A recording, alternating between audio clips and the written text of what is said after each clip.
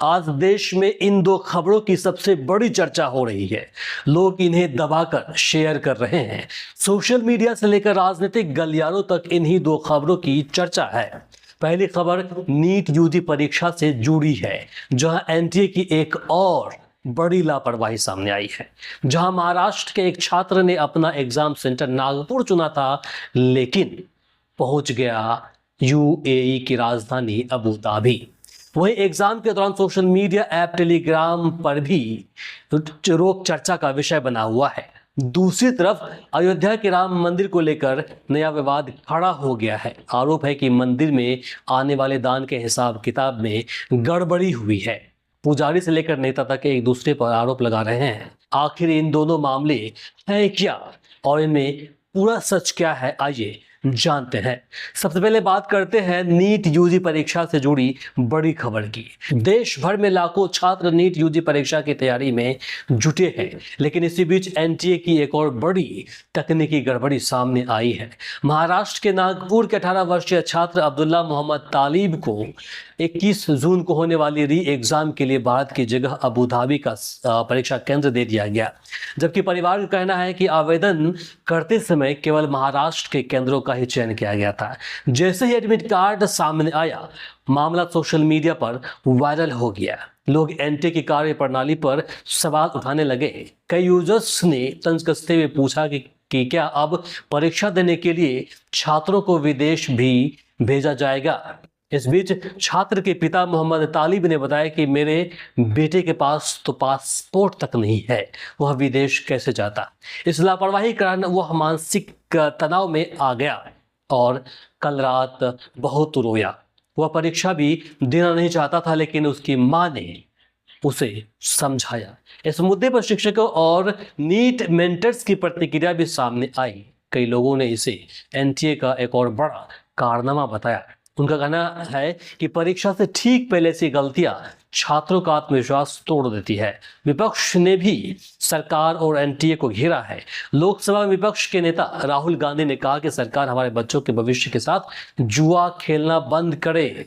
उन्होंने सवाल उठाया कि जब छात्रों ने महाराष्ट्र का विकल्प चुना था तो ऐसा कैसे हो सकता है। उन्होंने कहा कि एनटीए देश के छात्रों और उनके माता पिता के सब्र का इम्तिहान ले रहा है। यह अब शिक्षा व्यवस्था नहीं, बल्कि पूरी पीढ़ी के समय और मानसिक शांति का शोषण बन चुका है।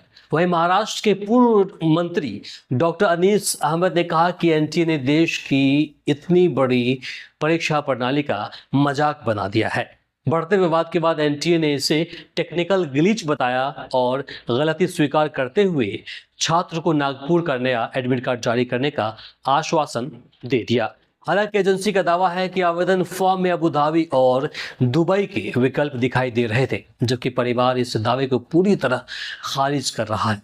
उधर परीक्षा में पेपर लीक और नकल रोकने के लिए सरकार ने एक और बड़ा कदम उठाया है। दिल्ली हाईकोर्ट ने नीट परीक्षा से पहले टेलीग्राम ऐप पर अस्थायी रोक लगाने के फैसले को सही ठहराया है। फिलहाल यह मामला सिर्फ एक छात्र के एडमिट कार्ड की गलती नहीं रह गया, बल्कि देश की सबसे बड़ी परीक्षा एजेंसी की विश्वसनीयता पर उठ रहे सवालों में बदल चुका है। अब बात करते हैं दूसरी खबर की। अयोध्या की राम मंदिर में दान और चढ़ावे की रकम को लेकर विवाद गहराता जा रहा है। आरोप है कि दान के हिसाब किताब में गड़बड़ी हुई है। यही वजह है कि यह मामला अब सोशल मीडिया से लेकर राजनीतिक मंचों तक चर्चा का विषय बना हुआ है। करोड़ों राम भक्तों की आस्था से जुड़े इस मामले में लोगों के मन में कई सवाल हैं। आखिर यदि दान की निगरानी के लिए नियम बने हुए थे तो फिर गड़बड़ी कैसे हुई। इसी बीच राम मंदिर निर्माण समिति के अध्यक्ष नृपेंद्र मिश्रा का भी बयान सामने आया है। उन्होंने माना कि साल 2023 से 2025 के बीच दान गिनने को लेकर सख्त नियम बनाए गए थे, लेकिन उन्हें ठीक से लागू नहीं किया गया। इसी वजह से यह गड़बड़ी हुई। उन्होंने यह भी कहा कि मंदिर का पूरा मैनेजमेंट ढांचा बदला जाना चाहिए और इसे अनुभवी तथा पेशेवर लोगों के हाथों में सौंपा जाना चाहिए। विपक्ष ने इस मुद्दे को लेकर सरकार पर हमला तेज कर दिया है।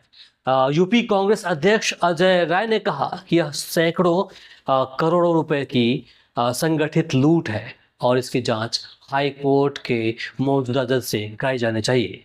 वहीं समाजवादी पार्टी प्रमुख अखिलेश यादव ने लिखा कि करोड़ों राम भक्तों के दान का गायब होना बेहद गंभीर मामला है।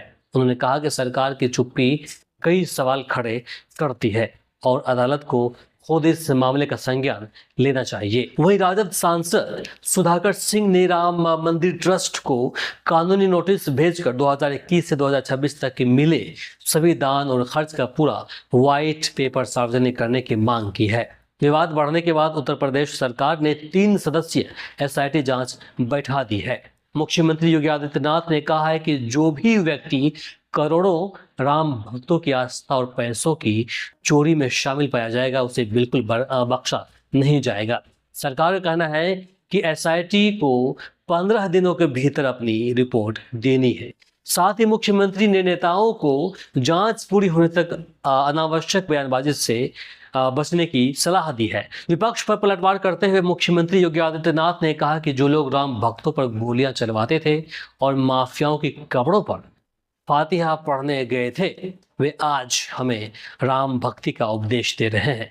कुल मिलाकर एक तरफ नीट परीक्षा को लेकर NTA की कार्य प्रणाली सवालों के घेरे में है तो दूसरी तरफ राम मंदिर का दान विवाद करोड़ों लोगों की आस्था से जुड़ा बड़ा राजनीतिक मुद्दा बन गया है। अब दोनों मामलों में लोगों की नज़र जांच और आगे होने वाली कार्रवाई पर टिकी हुई है। बाकी से लेकर आप क्या सोचते हैं कमेंट बॉक्स में जरूर दें। इस वीडियो को शेयर करें ताकि अन्य लोगों तक पहुंच पाए। आप देख रहे तो न्यूज़, मैं हूं इमरान। नमस्कार, शब बखैर।